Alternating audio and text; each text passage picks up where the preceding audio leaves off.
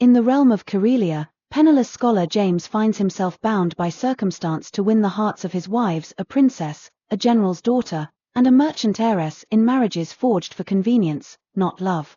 Yet, as he navigates their worlds, he discovers fortune, loyalty, and a future brighter than he ever dared imagine. James' eyes widened as he took in the bustling market scene. A loud voice boomed from a makeshift stage, drawing everyone's attention. "Gather round, good people. Participate in our grand game and win a wife for free. Don't miss this opportunity." The system chimed in, its voice clear as day in James' mind. Task initiated: win the hearts of 3 wives. Reward: marital bliss and more. Failure: unknown consequences. James' gaze swept across the lineup of beautiful women, his heart racing with excitement. With a confident smile, he strolled up to the stage and made his selection. "I'll take numbers 1, 5, and 9, please." The crowd gasped as James revealed his chosen wives to be a regal princess, a striking general's daughter, and a charming merchant heiress. Each woman's reaction was unique, but one thing was certain: James' life was about to take a dramatic turn. As James and his wives walked home, a group of rough-looking men blocked their path. Well, what do we got here?" one of them sneered. But before James could react, his general's daughter-wife, Sophia, stepped forward, her eyes flashing with a fierce light. "You dare to threaten my husband?" she growled, unsheathing a dagger from her belt. The bullies were no match for Sophia's combat skills. They begged for mercy, fleeing in terror as she let them go with a warning. Upon arriving home, James' wives took in the humble abode. The merchant heiress, Ava, wrinkled her nose in distaste, while the regal princess, Jane, looked down her nose at the surroundings. "This is unacceptable," she declared. James chuckled, summoning the system. "Hey, system, can we get some food around here? Something decent?" The system obliged, and soon the table was laden with a sumptuous feast. James' eyes widened in delight as he dug in. "Now this is more like it." Jane and Ava still looked unimpressed, but Sophia smiled, enjoying the spread. "Perhaps this new life won't be so bad after all," she said, her eyes sparkling with amusement. The 3 wives anxiously contemplated how to navigate their difficult lives with the man who had just married them. Just then, James entered with a bowl of noodles, bringing joy to the merchant's daughter. However, the princess remained skeptical about how James could provide food. They all enjoyed the meal together, and James, eager to win over his wives and fulfill his mission, felt a sense of satisfaction. Later that night, the merchant's daughter informed James that he would be spending the night with her, leaving him wide-eyed in surprise. The following night, a group of bullies confronted James, demanding that he give up one of his wives, mocking him for being unable to support them. Unbeknownst to the bullies, James had the backing of a powerful system that granted him strength. Gripping a large stick, he boldly confronted one of the men, stating, "Hey, you just touched my wife." The bully laughed dismissively and retorted, "So what? What will you do about it?" Fueled by anger, James struck back, using the stick to defend himself and his wives, warning the bullies to leave and never return. His swift actions left all 3 wives impressed by his courage and cleverness in protecting them. That night, the merchant's daughter quietly approached James and hugged him, saying, "Honey, today is our first night together." She added, "I know you're a good man, so I want to do my part as a good wife."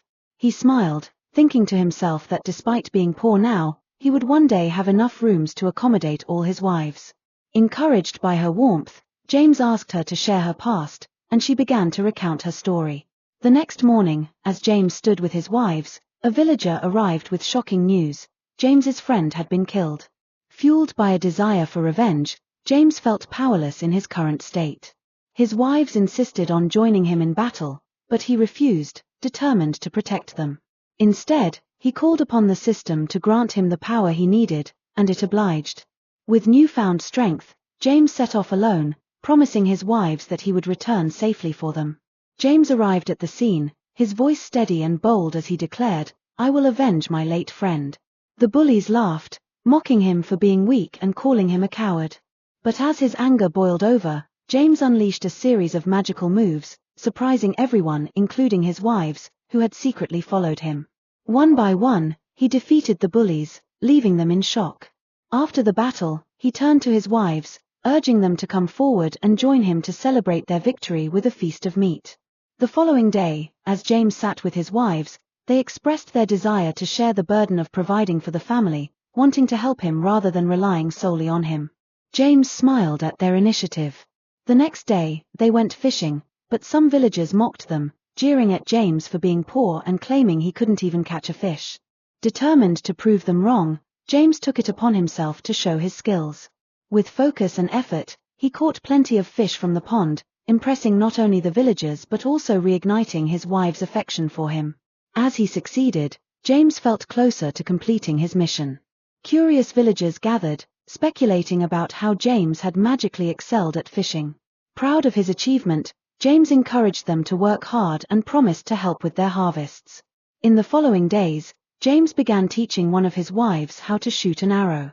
Their close proximity created an intimate atmosphere, and she whispered to herself, "Oh, his scent is so sweet."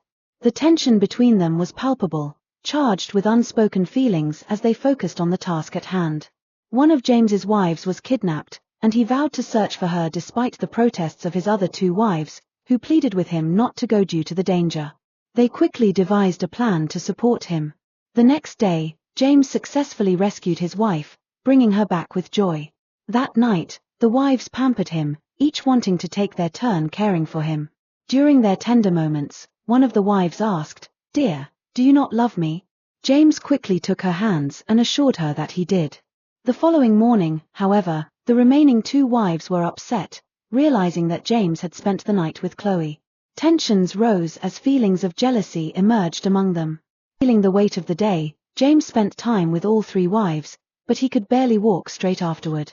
Whispering to himself, he mused, "No wonder all emperors don't live long with so many concubines." He added, "If I can barely handle 3, how would I manage more?" Meanwhile, his wives sat on the bed, eagerly waiting for him, their eyes filled with affection and anticipation. The next day, James was summoned to the palace to meet the Majesty. Upon arrival, the Majesty commanded James to kneel and show respect. However, James scoffed, saying she wasn't worthy of such deference. Enraged, the Majesty ordered his guards to strike James, but he was quicker. James pulled out a gun and shot the guards.